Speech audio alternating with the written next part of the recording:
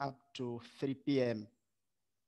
Yes. Yeah. But when the night comes, it becomes cold up to 8, 9 the next day. Yeah. We're getting a few more.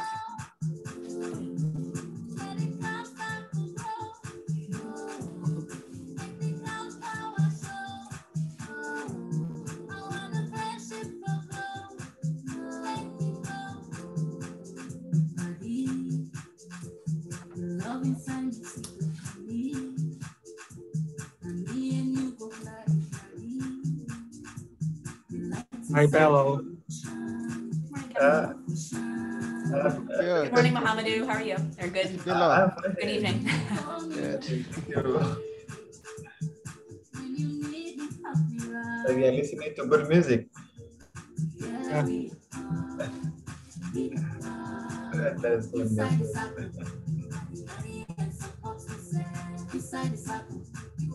It's all West African music, so you should be familiar. Okay. Then.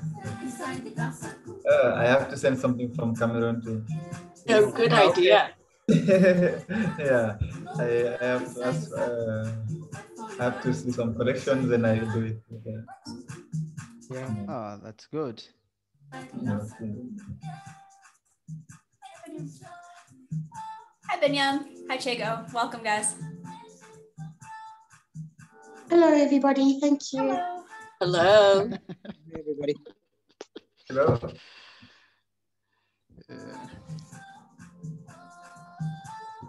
So we have West Africa, East Africa, and South Africa all here now.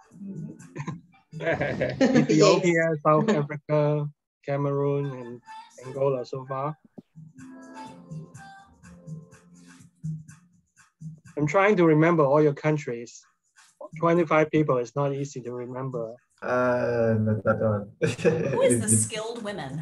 I'm not sure who the skilled women is. We'll see. We need to ask who that is. Being a name. Yeah. Maybe she's logging in from her organization. Yeah, exactly. I'll play our music again. Hi, who's the member of the skilled women? It's just so hi. Oh, hello. Hi. Oh, hi. Good evening. Sorry, my phone's a bit down, so I have to log in from my laptop. Yeah. Oh, no worries. We'll just call you the skilled women. We'll call you the skilled, the skilled woman. Yes. Skilled woman. Yeah. Okay, I'll still try to see if I can log in from my phone, then I'll log out. You can rename yourself. Yeah, okay, I will. Yeah, you can. I think you click on those 3 dots, right? Yeah, then just go to rename. Okay, that's fine. Okay, yeah. So the skilled woman is a good name too. That works. Yes. Kevin, welcome. Thanks for joining us. Welcome, Kevin. Yes, thank you so much. Yeah, good afternoon. Good to be here. Round 2, huh? Round 2. Good evening or good morning to everyone. Good evening, Hidayah. How's it going? Good evening, Hidayah. Good. How's everyone? Yeah. Hi, Hidayah. It's a pleasure. I hope everyone is doing great. Oh, thank you. Yeah. Must be 7 o'clock in Djibouti now, right? Yes. Jeez. Trying to catch up with the time, yes. It feels like we're in Africa right now in the United States. It's so hot, especially this week. It is. It's like 45 degrees in Djibouti. Oh, really? 45. Yeah. Yeah, that's about 90 plus. It's like Phoenix, USA. Yeah. Yeah, we're in the 90s this week. Yeah, that's really hot. Yeah, which is 35.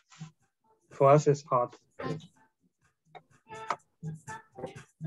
right. So should we? I guess we'll give folks another minute or so to log in here. Jill, welcome. Thanks for joining us. Hi, Jill. Thanks for having us. Hi, welcome. Hi, Jill. You're taking us back to campus. Yes. Your background. Hi, Jill. Haven't seen you for ages. Hi, Wendy. Great to see you. Likewise. Where are you? Are you on campus right now? I am not. I'm fooling you. I'm sitting in my den.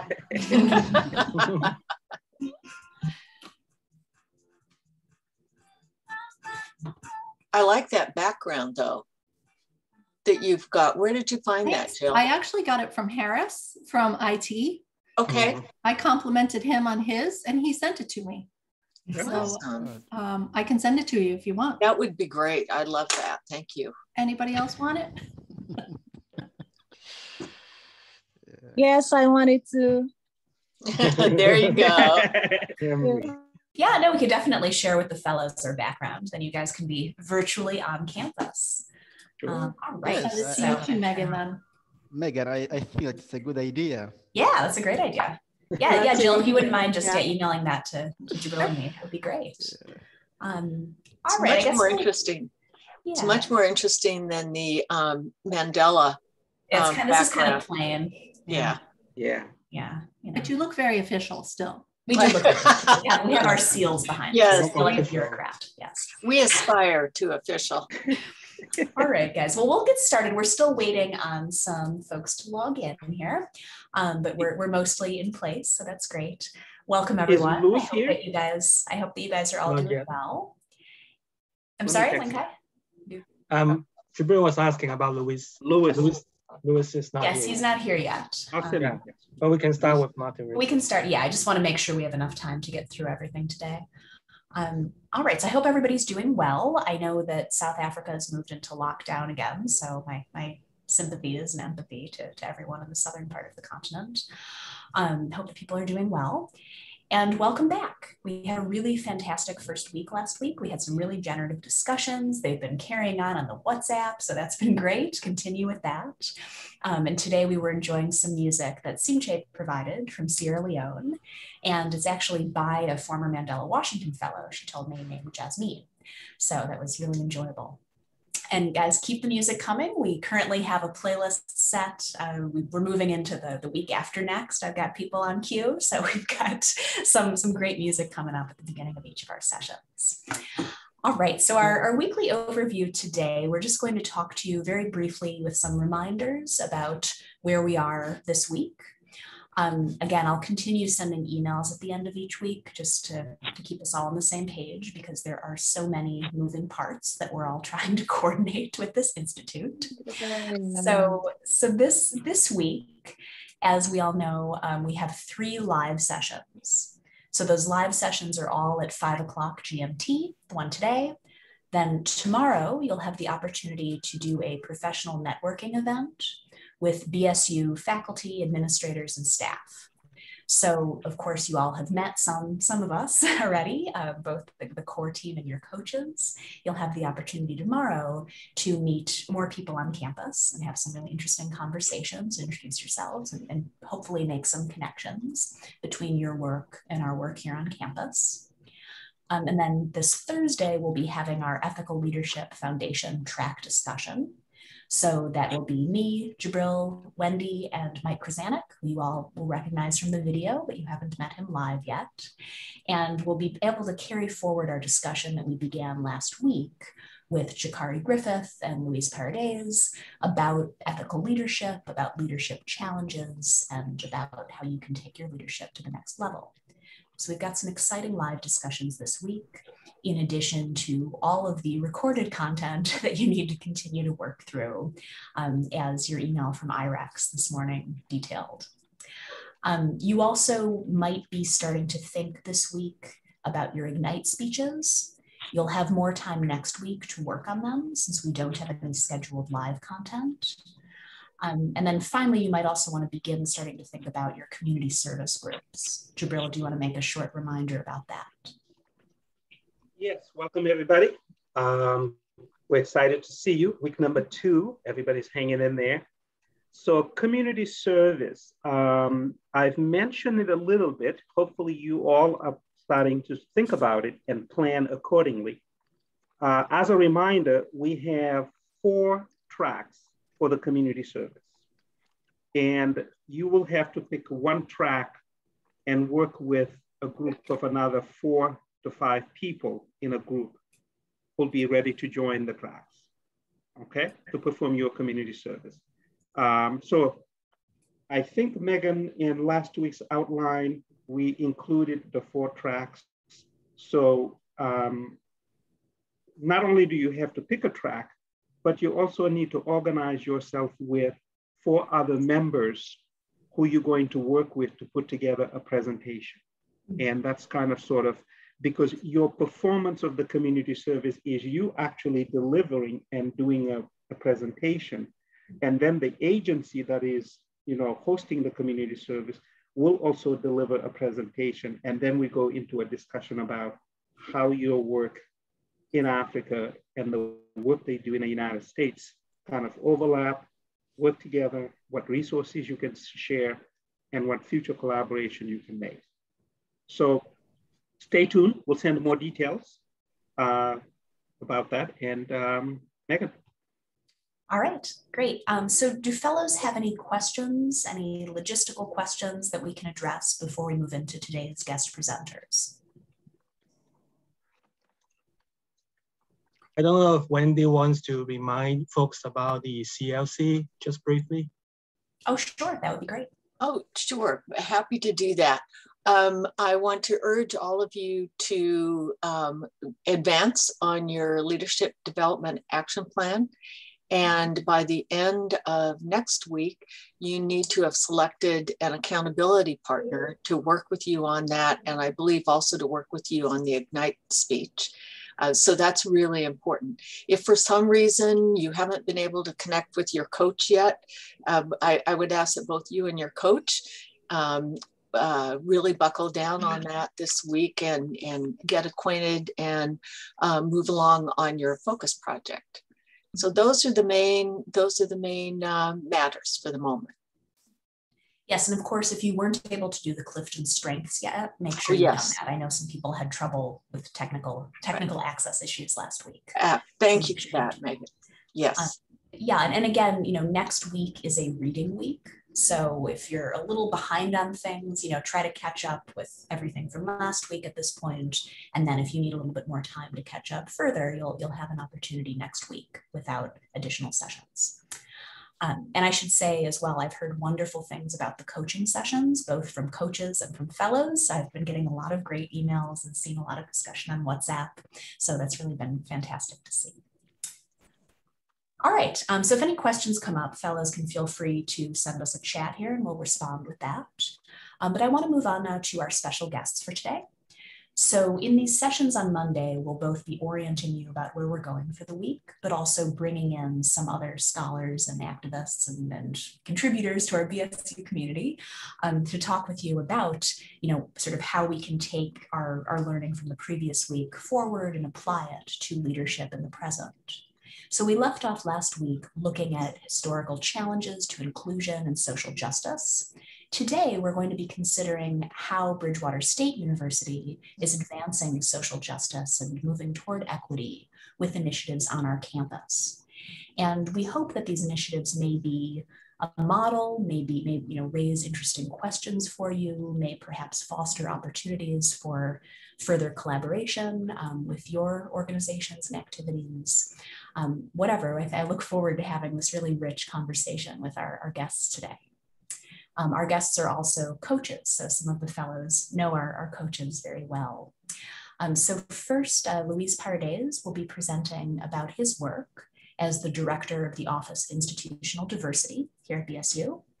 And then we'll have a presentation from Dr. Kevin McGowan and Jill Beckwith, talking about their work leading the Martin Richard Institute for Social Justice on our campus. So we'll have about 10 minutes for each presentation, and then we'll have the rest of our time for a discussion that can connect to these presentations as well as themes and questions that came up for you last week. So without further ado, Luis, you want to get started? Good morning, everyone. Thank you, Megan. Good morning, fellows. It's another pleasure to be here with everyone. So good morning, good afternoon, good evening. So I am the director of the Office of Institutional Diversity. That's my primary job here at BSU. And what I'm going to present today is on what informs my logic, what informs the work, how I put the work together, how do I make sense of it, and also how I try to structure it and assess it And over time, the goal is always to institutionalize a training, a workshop. So I'm going to give you a couple of examples of things that I have done on campus since my time here at BSU. Been at BSU 4 years, starting my 5th year this July 1st. So if I can have capabilities to share my screen, that would be fantastic. All right, you should be able to do so now. Awesome, thank you so much. No worries, it's all good. So let me just make sure that I have the right presentation ready.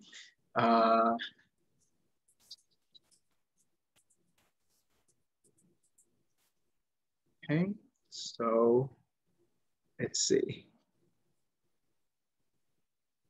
All right, can everyone see my screen? Perfect. So I'm just gonna give you, as I said before, a little bit of an overview as to what I do at BSU through the Office of Institutional Diversity. So I'm going to be focusing on what is an important central topic to our conversations on campus, and that is racial justice.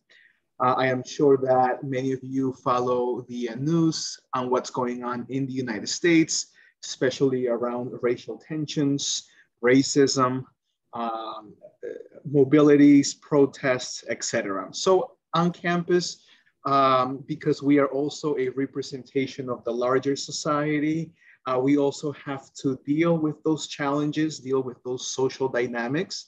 So as a result, we also have to think about educating people, educating our colleagues, our faculty, our staff, our students,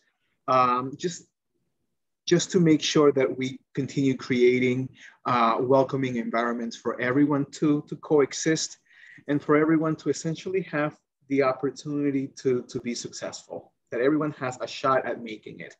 That is really what we're trying to do here. So, so I am the director of this office, and I'm just gonna give you a little bit of an overview of the more recent work that I have been doing on campus.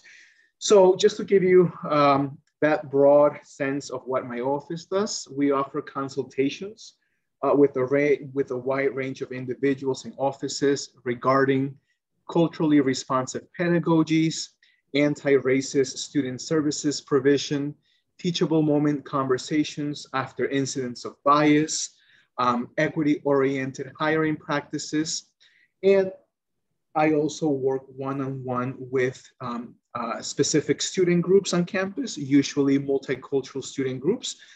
If you are not sure what ALANA stands for, the ALANA, that is an acronym that puts into perspective multiple dimensions of people's experiences. And the thing that we use in the United States to call people who are not white people of color, which we're not going to get into that conversation, but ALANA is that grouping of anybody who is not white on campus. So the work is essentially done to be for the campus to think more inclusively, but also to think more equity-minded when it comes to decision makings, to policies, to curriculum, to pedagogies, to interactions, and even how we interact with one another. That is essentially what my work has to do with. So I'm going to introduce you to two major trainings that I offer on campus. The first one is the Empower Bystander. And an Empower Bystander is someone who sees behaviors in themselves or others based in cultural bias and takes action to interrupt and transform that experience. So it is a 2-hour training. It's designed to provide the BSU community with foundational information and competencies to interrupt biases, with emphasis on interrupting racism, right? So think about it. We all have biases. We all have ideas about other people who are not part of our in-groups, right? And the same thing happens anywhere in the world, right? Whether we are in Africa, in China, in the Middle East, in South America, we all have biases, right? So the idea of this training is to make people be more open-minded about the realities of the world, about the diversities that the world brings to our societies and experiences. So this training helps us understand those competencies and how we can take action to interrupt those kinds of behaviors, thought processes, assumptions, ideas, etc. And this workshop is for students and employees. And as of right now, about 600 campus members have taken this training, which is really, really good. The next training is Unlearning Racism. So as you can see, the Empower Bystander, I rank it as level 1. It's almost like a beginning level conversation that I am having with students and all members of the campus community. And then we move into level 2, which is Unlearning Racism and Becoming a Racial Justice Ally. And this is a longer training. It's a 4-part series, and it's 90 minutes per session. And it offers students and employees more in-depth knowledge and tools for being an anti-racist allies and advancing their racial justice efforts, both in their respective social locations or most importantly on campus. How are we activating people to think beyond their comfort zones? How are we activating people to think beyond their immediate experiences and to realize that the world is not just that bubble, right? That the world is so many other dimensions of realities and possibilities. So those are 2 major trainings that I offer on campus. The Unlearning Racism was piloted for the first time this year in the spring, back in March, February, March of this year. And so far it has become a very popular training. So I am offering more of this training than the Empower Bystander. Also, I want to amplify the logic that I use to inform my work. So the main question is, if you can see in this diagram, the main question is who benefits from our work? Right? Ultimately, in any college, it's the student.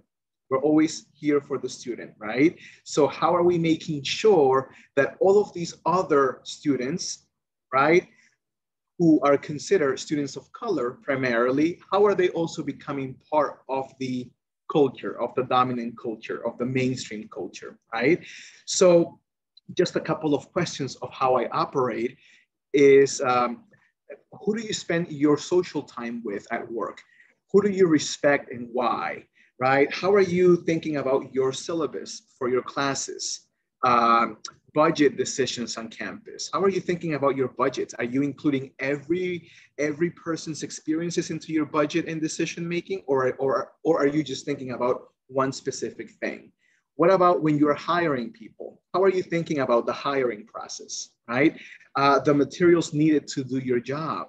Are they only available in English when we are also a multicultural society with different languages, right? What about the decisions about the personnel that we hire? What do you say in meetings? What don't you say in meetings? Who is invited into your projects, right? So again, these questions make us reflect, make us get out of our comfort zone and really think about inclusivity, makes us think about being intersectional, being inclusive, equity-minded, etc. So this is primarily what guides my work. This is how it informs my work too. And these are just some of the examples that of the work that I offer in general for everyone on campus. So that's my little spiel about my work. So I will leave it at that in the meantime. That was excellent. Thank you. Thank you so much, Luis. This gives us, I think, a lot to think about, and we'll bring this back to our discussion in a moment. First, we're going to learn a little bit more about another dimension of work for social justice and for equity on our campus, and that is the work of the Martin Richard Institute for Social Justice. So we're joined today by the Institute's Director of Operations, Jill Beckwith, and the faculty associate, Dr. Kevin McCowan, who's also a faculty member in elementary and early childhood education and has been a great part of our program thus far. Do you guys want to share slides as well? You should be empowered to do so. Okay, so you should be enabled to do so now. Are they showing up okay? They're great, yes. Great, all right. Well, thank you so much for having us. As Dr. Haley Clancy mentioned, I'm Jill Beckwith, the Director of Operations for the Institute, and I'm thrilled to be here with our faculty associate, Kevin McGowan, and he's actually going to do the first half of the slides, talking about some of the work of the Institute, and then I'm going to focus specifically on the work of the Racial Justice Task Force. So take it away, Kevin.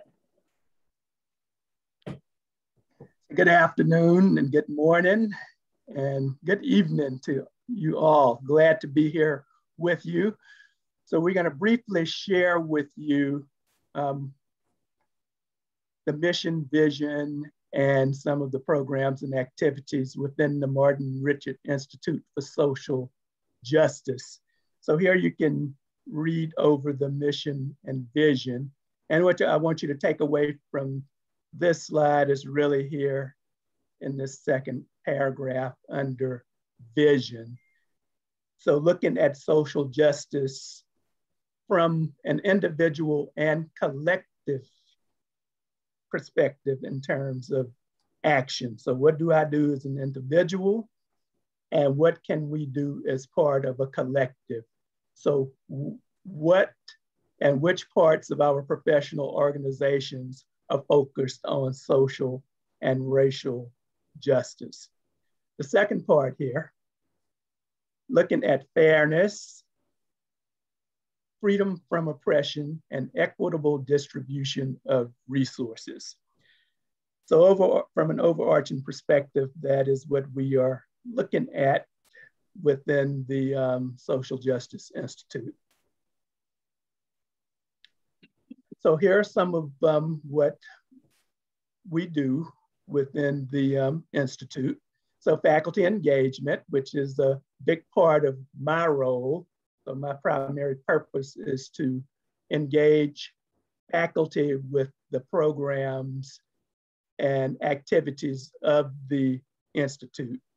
So these are some of the ways that we do that here through a Summer Faculty Institute that we hosted last summer, which focused on racial justice, and through a series of faculty mini grants that focus on social justice through faculty scholarship, service, and teaching.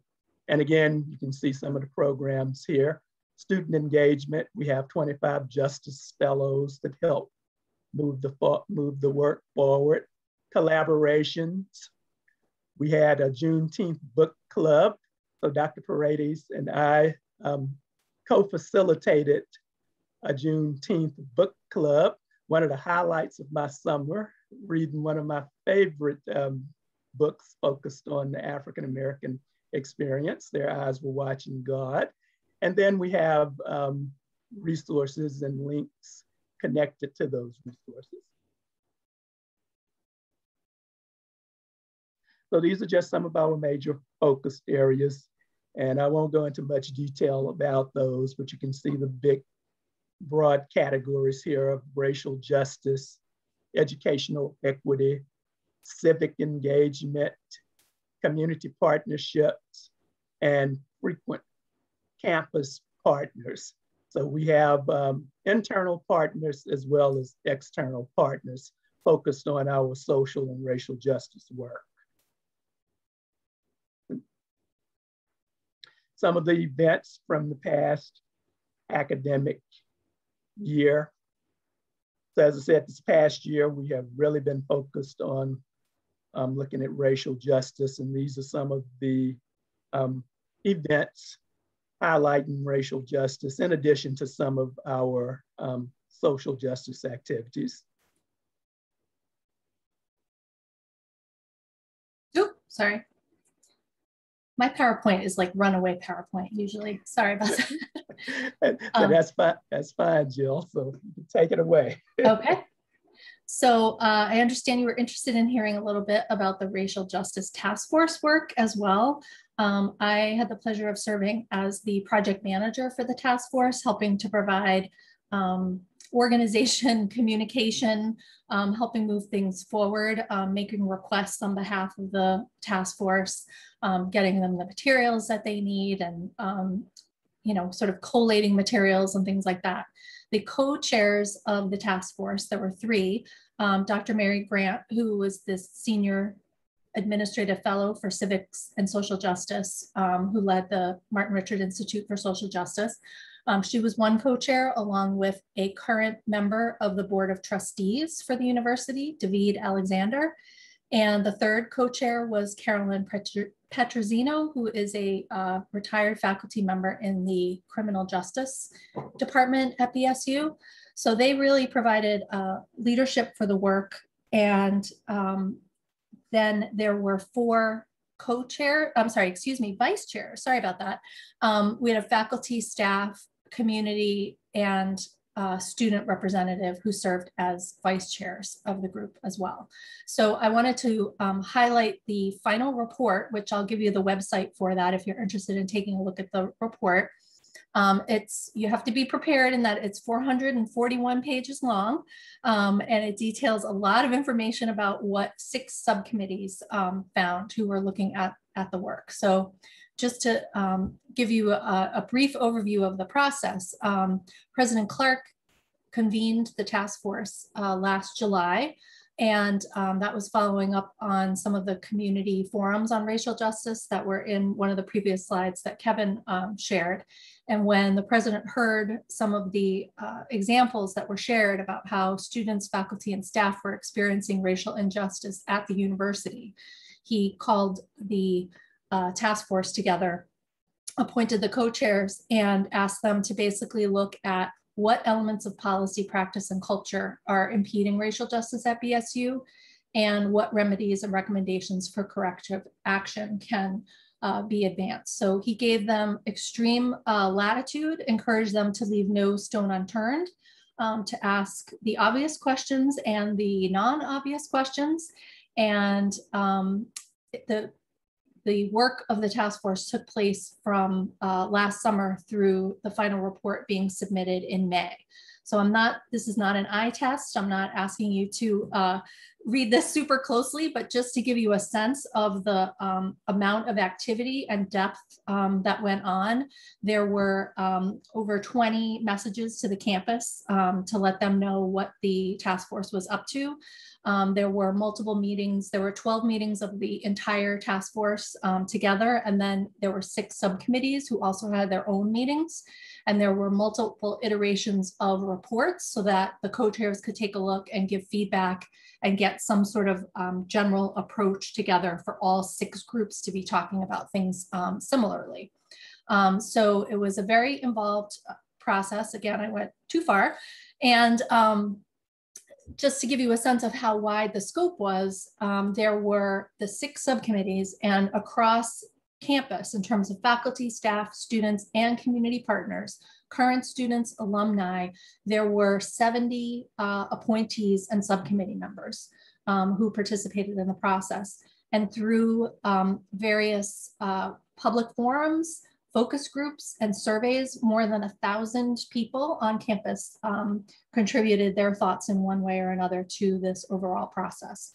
So the entire process was very much committed to inclusive and representative participation from all types of stakeholders in terms of multiple racial and ethnic groups, in terms of different types of roles on campus, folks who had been here a long time, those who were new to the campus, current students, former students, and really trying to be very transparent about what was taking place and keeping people informed. So it wasn't like a secret group in the back, not sharing what they were doing.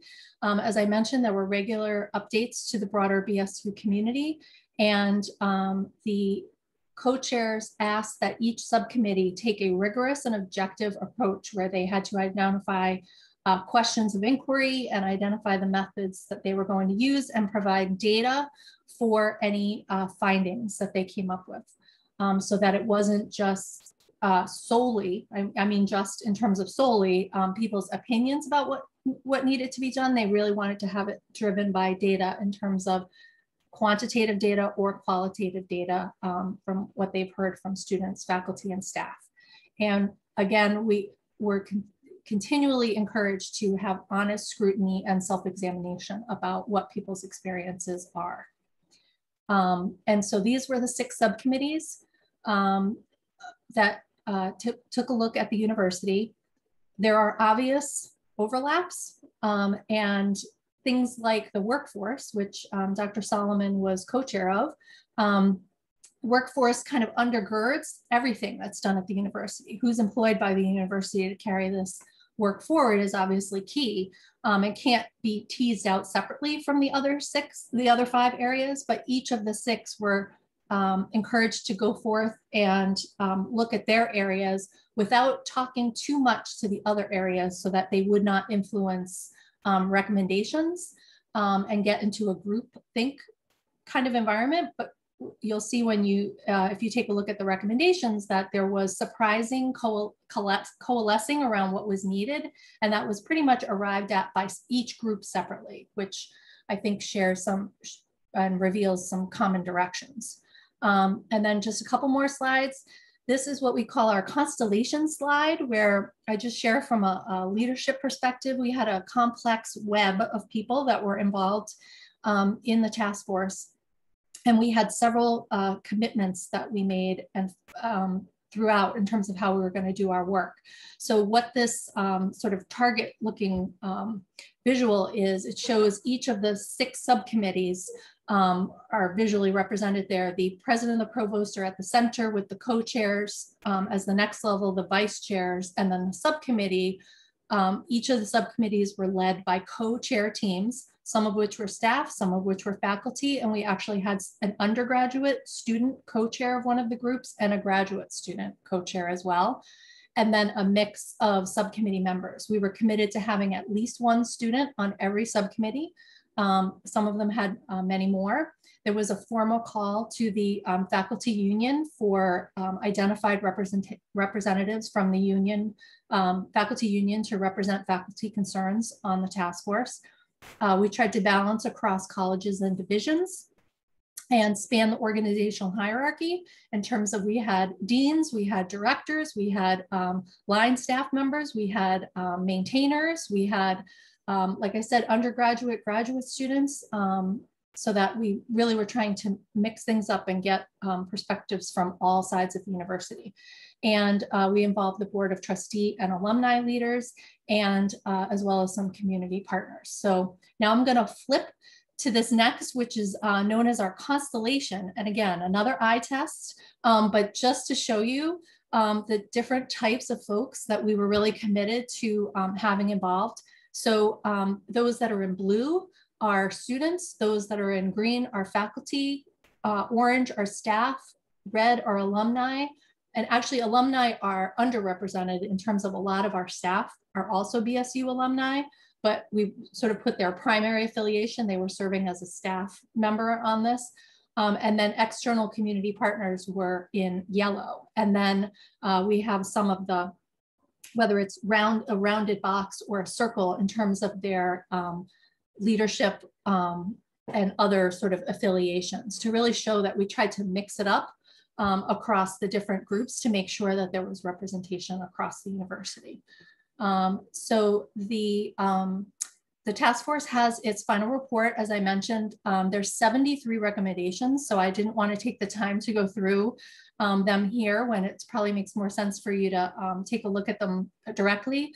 The task force report is the first item on the Racial Justice at BSU webpage, which looks like this. You can find it at that address right there. And just to give you a sense of overall what's there is it's sort of a central hub of information about what's going on for racial justice initiatives at BSU. There's detailed information about the task force, including the members, the biographies of all the members, as well as notes and presentations from all of the meetings. And we have a collection of anti-racism resources that have been put together by various groups on campus. There's a Google document of resources. There's a list of resources that our library put together, as well as a collection of resources that faculty and staff can use for classes and workshops put together by an on-campus committee. And then there are lists of engagement opportunities where people who want to get involved with racial justice can identify groups for students, other campus groups, and community opportunities to get involved. And then all the messages on the side are posted as well. Anytime a message goes out about racial justice to the community, it's posted there as well. So this was a big undertaking to get a page dedicated to this on the campus website, and it's available both to internal and external partners. So it's very transparent. So again, there's lots more about the task force on the website, and Kevin was a member of one of the subcommittees. Luis was one of the members of the subcommittees. As I mentioned, Dr. Solomon served as co-chair of the workforce. So I'm happy to take questions. I'm sure they could be happy to take questions on the task force. And Kevin and I are happy to answer any questions about the Institute. So thank you. All right, thank you so much to our presenters today. These were really interesting perspectives that I think enable us to build on some conversations we began last week. So we'd like to take some questions from fellows. As usual, you guys can either raise your hands or you can feel free to write in the chat and we can read your questions out loud.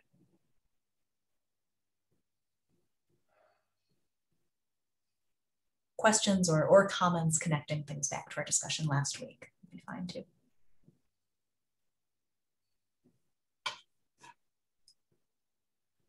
I see Wendy had a question. Oh, okay. Sure. Sorry.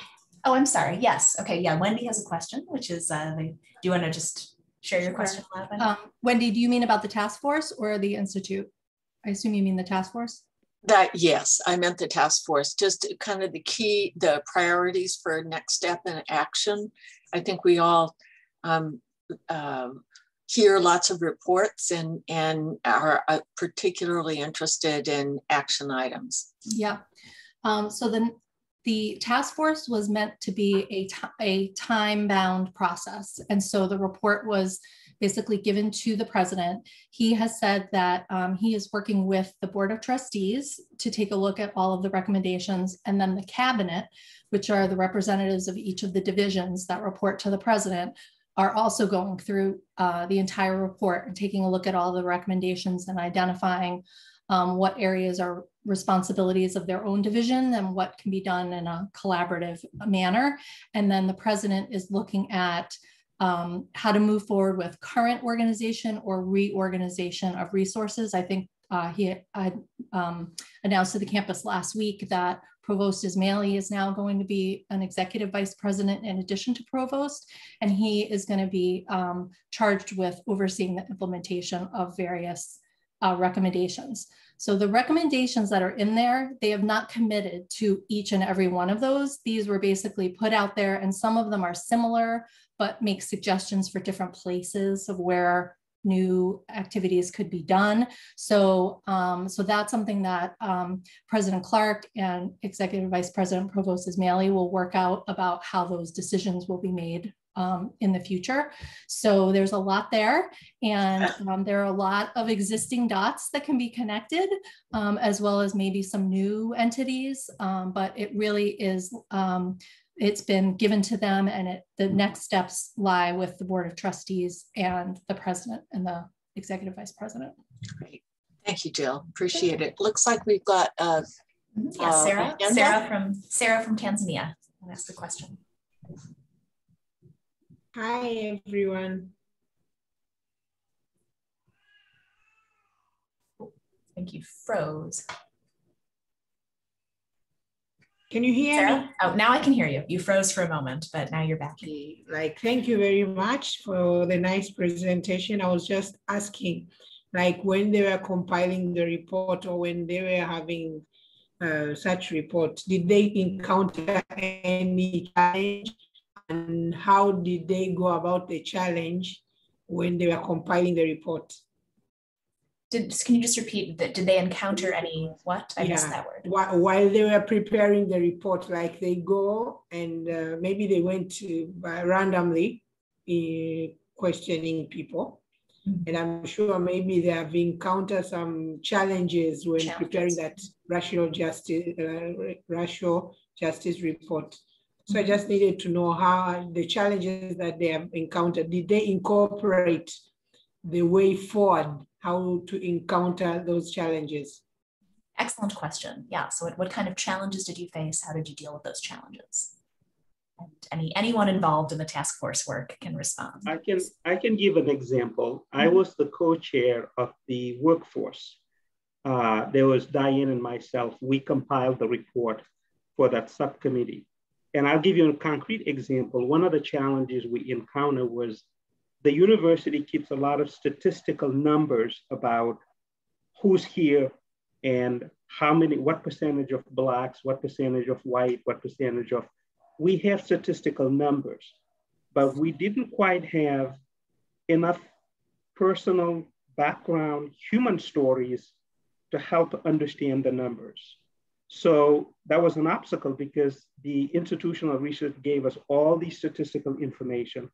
So to overcome the obstacle, our committee got together and created a survey, which in 3 weeks, we put a survey together, send it to the entire university, all employees, collected data from people, hear the voices of people, download the data, code it, analyze it, and then we were able to have now, in addition to the numbers, we also had the human stories captured through a survey. Now we had a complete picture of these numbers were low, what are the human stories behind it? So that was an example of how, the subcommittee that I was co-chairing, we overcame that obstacle. It was a monumental task to design a survey, get the institutional review board to approve the survey, administer the survey, collect the data, analyze the data, run some report. I mean, I felt like I was doing a second PhD, if you will. But that's how we overcame it. And it was the lesson that I learned from there, because I am a faculty, I'm not an administrator. So the lesson that I learned from there is that how do you develop your own leadership skills by dealing with obstacle and hindrance? And it became very clear to me that leadership is not about being an administrator or a dean or a president, that actually all of us at every level should have leadership skills and capacities. And it became very clear to me that as a faculty member, even though I teach graduate and undergraduate courses, actually the problem-solving skills involved in leadership actually make you a better faculty member. So something for you all to think about in terms of that everything that you do has an elements of leadership development that would actually help you do other things better. So that was sort of my takeaway from that. Great, that's a fantastic example and a nice connection to fellows' experiences as well. Did anyone else want to respond to that question before we take a couple more? Okay, all right, so let's take Kathleen from Cape Verde. Kathleen. Hello. Hello. Thank you. Can you hear me? Mm-hmm. Yes, thank you for the presentation. I learned it was fantastic, and even me myself, we work on those fields like justice in the community. And what I want to ask to Dr. Jill is just they take the work they did is all about with the university staff and alumni, or they went to the community too. Because I didn't know if it's just about the university and those staff and alumni and the faculty, or they went to some community in Bridgewater to see those problems. Mm-hmm. Yeah, that's a great question about the Racial Justice Task Force in particular, but I think it's generalizable to the broader work of the Martin Richard Institute and the Office of Institutional Diversity. To what extent are community partners off campus intrinsic to this work? I can say from the Racial Justice Task Force that the focus was very much on the university. There were some community partners who gave feedback about what they thought the university should do and how they experienced the university. I think there's lots more to be done in terms of improving our community partnerships as a university. And then that's something that we as the Martin Richard Institute also try to partner regularly with certain organizations. And we're identifying ways that we can work on racial justice projects together. And that was really new this year. We had not done that before. And so it's something that evolved over time, and we're doing some this summer, and we're going to continue focusing on those in the future. So I don't know if Kevin or Luis would want to add to that as well. Because Kevin, oh, and Dr. Solomon also is working with a community partner on providing data assistance and interpreting data about diversity and inclusion efforts in the local community. So they can talk some more about that too.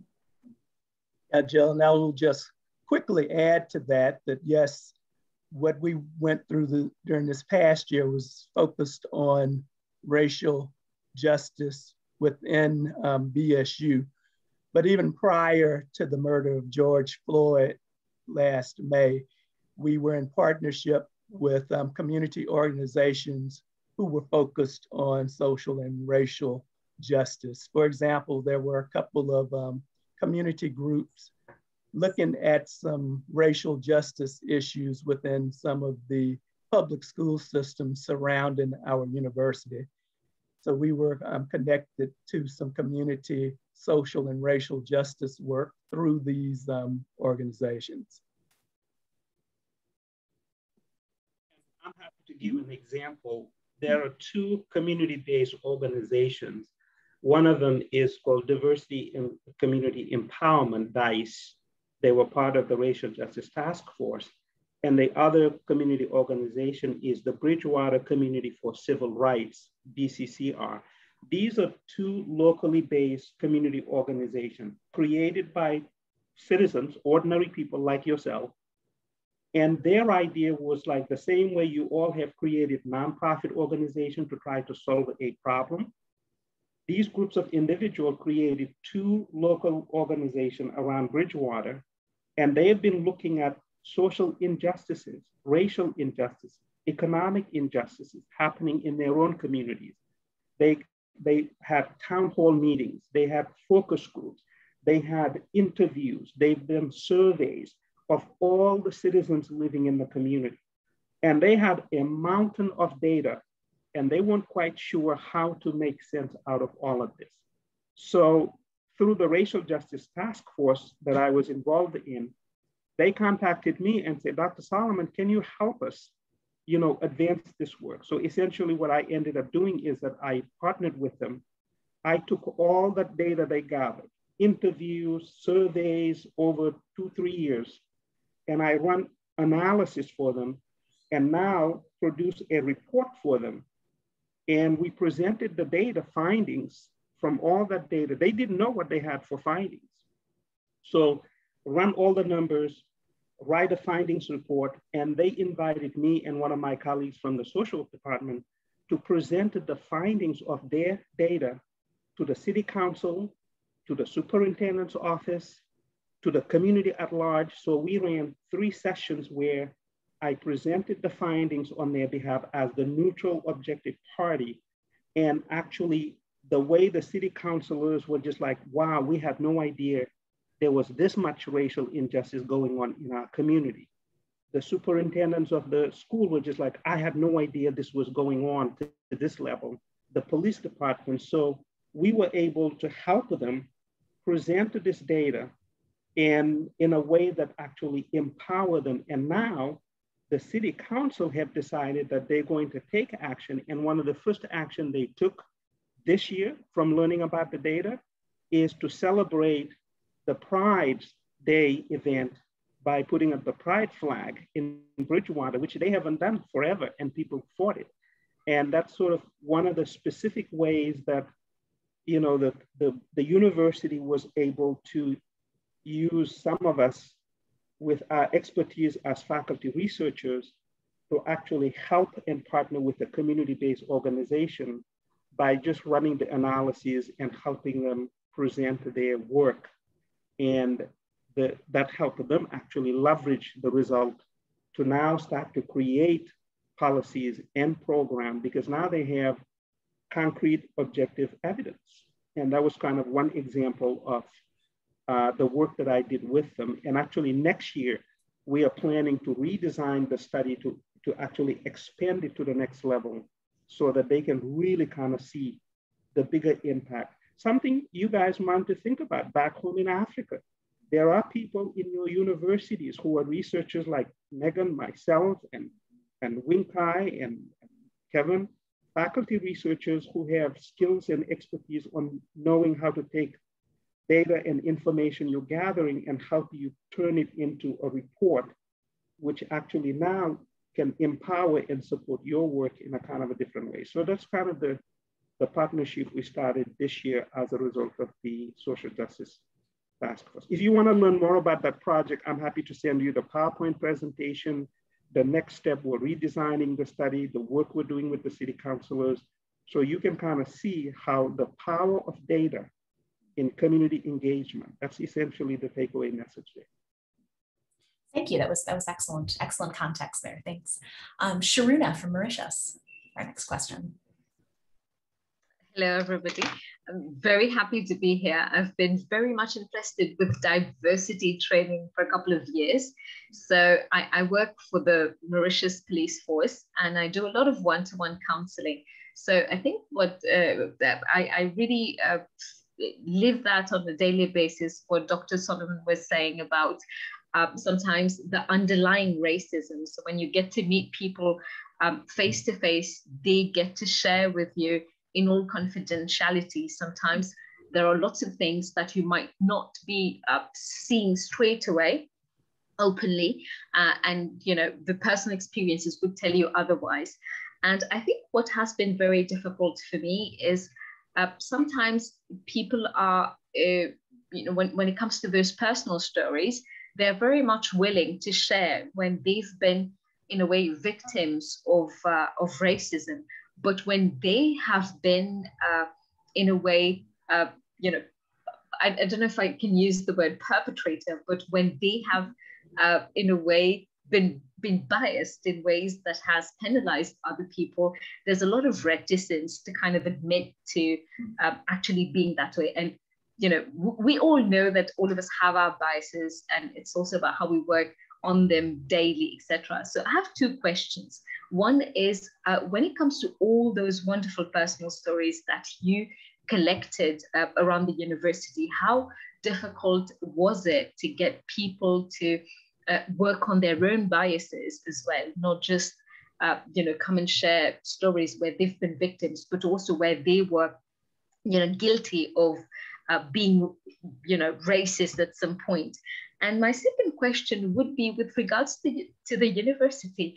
I am so impressed by everything that I've heard so far from the university, but does it reflect the reality across America? So are the other universities, for example, doing the same kind of wonderful job that you all are doing? Thank you.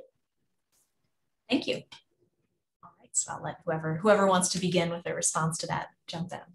So I'll give it a shot. So thank you so much for your questions. So the work itself is very difficult, right? One thing that we have to also acknowledge is the historical processes of the country. The United States, it's a great country for many things, but at the same time, there's a lot of question marks around certain social dynamics, and these are stemming from historical processes. We are still experiencing remnants of that past, of that very racist past of the United States. I'm sure you all have read about it, 1960s, right? Civil rights movements, all of that. We are still experiencing those remnants. And it's not a racism that somebody calls you a bad word. It's more of a subliminal, silent racism that operates systemically. Right? It's which makes it very difficult to unpack.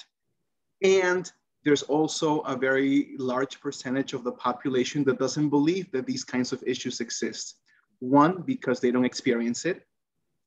Two, because they are not kind of like exposed to the other realities of people. So there is that contention in the country right now. There is half of the country and believes that we are living in a racial paradise where everyone loves each other and we are, you know, eating together, right? Those commercials that you see on TV. And then there is people who are, you know, all for it.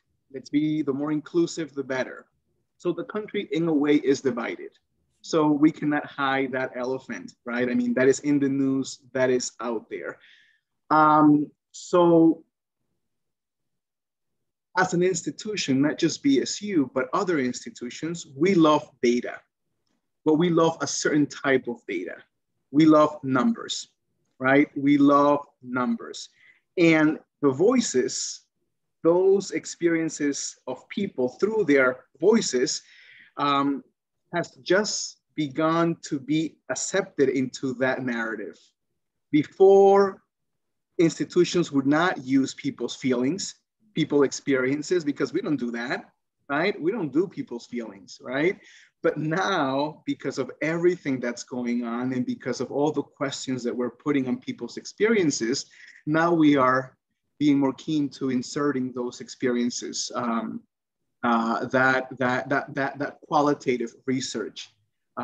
Those voices are being incorporated into decision-making, into logic-making, simply because, let's just put it this way, right? The academy, the university, the way it was established, it was not established for any of us to exist in it, right? Because it was when the university was established many centuries ago, right? It was designed for rich white men. Those were the people that went to college, right? And now there's still remnants of that. There's still, you know, those and little issues that are still, that still inform the way that a university should function. And this is why we continue to have conversations about equality, inclusion, equity at the university level, because there's still remnants of that very,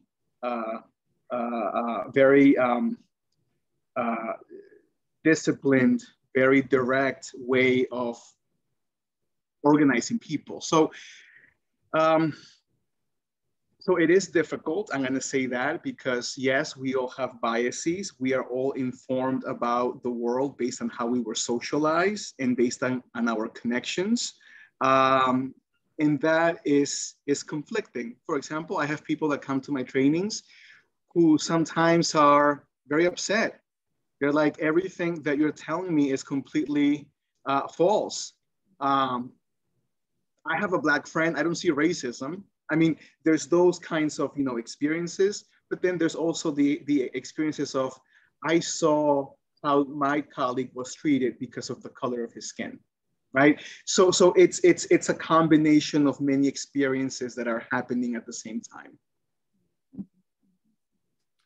Thank you. So yes, we've got a few other questions and thoughts in the chat. I just want to close with one sort of provocative question that Constantino directly raised. Sir Fred, you kind of implied this too. Like, what is the political response to this work been, or how have your offices tried to sort of navigate the broader political context that universities operate in the United States in trying to report our findings here? I'll just close with that little tiny question. but like, so what have you gotten any sort of response from political leaders at the state level, at the local level? How has the university been connected to the government as a public university? Sure. Our number, I'm sorry, and I just say this really quick. Our number one goal here is for all students to graduate, for all students to come to our campus, and 4 years, 5 years later, we see them walk across that stage. That's our number one goal. Now, when we become, right, as a diverse society, there's different needs for different people. So we are in tune with those needs. Sometimes we act quicker than other times, but we're always trying to, we are always trying to address issues that are happening in the moment. And sometimes we cannot cover all issues at the same time, right? So sometimes we have difficulty with being proactive. We tend to be more reactive when something happens in the moment. We act on it and we try to do a good job about it. But given social dynamics, it's also very difficult to be proactive because we never know what may happen tomorrow, right? There may be an incident tomorrow done by X group of people, or this group of people may be needing this because of X, Y, or Z, right? So it's almost like being in a constant. We're constantly operating on making sure that we are as inclusive as possible. And that's through the political lens, right? I mean, that everyone is here to graduate and everyone should be welcome and be free to be who they are and enjoy that process.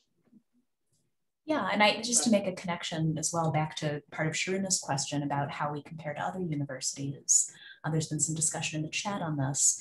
So BSU is a public university, right? There are many different types of universities in the United States, private and public. And, as a public university, that does give us a sort of special mission, I think as Luis is saying, a sort of perhaps, an especially strong sort of commitment to trying to make good on the sort of foundational values, right? The sort of best aspirations of American life, but that also does sometimes introduce challenges, right? Given that we're connected to the government in certain ways. Any other sort of closing comments and thoughts along those lines?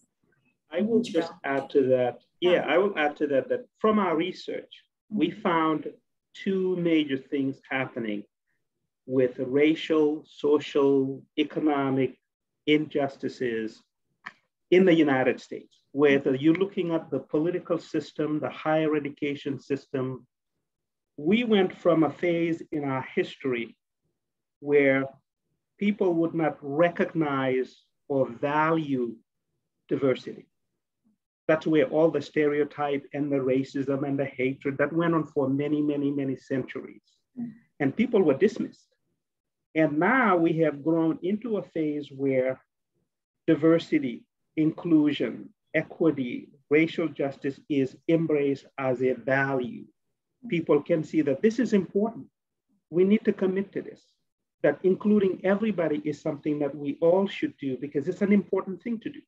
So we now, BSU and all the other universities and even politicians said, we value diversity. Yes, we value.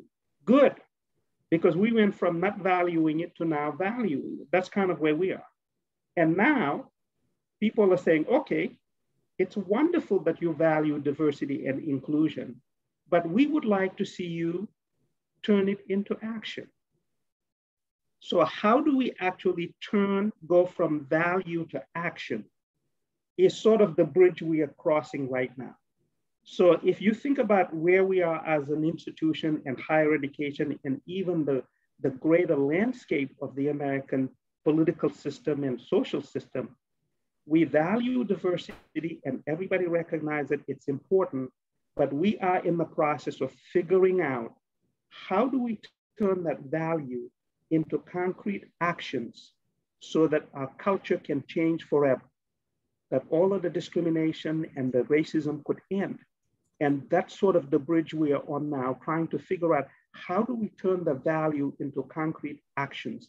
And that's what BSU is struggling with it. All the universities in the United States are struggling with it. Our politicians are struggling with it. Our society in general are struggling with it.